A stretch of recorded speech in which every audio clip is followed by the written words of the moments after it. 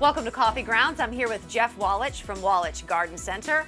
I know you get a lot of questions about hydrangeas, right? They're beautiful when they bloom, but a lot of people have questions about them. Right, it's one of the most common questions that I have. So this first one here in the front, this is what we call the large leaf hydrangea or the old fashioned. This is gonna be for shade. Now these are gonna be the ones that have either that blue color or also that pink color depending on the soil that you have.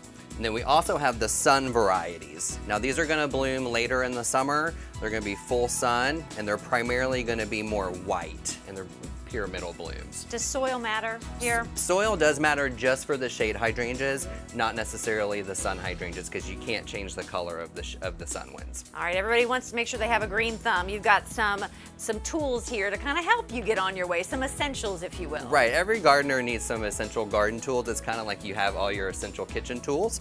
So some tools that we have are some floral pruners, this really great spade, a very sharp spade, and lots of different pruners to do different things in the garden. All right, this bright container can be a little multitasker in the Yes, garden. that's right. This is great. This is called a tub trug. So you can use this to water your plants. It's great to put in when you're weeding in the garden. It's flexible, it's easy to use, and it's just a great essential to have in the garden. And look at this photo album for organizing your seeds. That's right. We had a lot of questions, people coming in and say, oh, I planted this plant with green leaves and purple flowers. What is it? Right. Yeah, so this sure. is a great way to keep everything in order, and then you can ask us when you come into the garden center if we have it in stock. Great idea. All right, what about those old hoses? Yes, don't throw them away. This is a great outline to use when you're creating new bed spaces. You lay this out on the ground, make your shape that you want, and then you can go back and then you can dig out your beds. All great tips. For more information, go to wallitsch.net.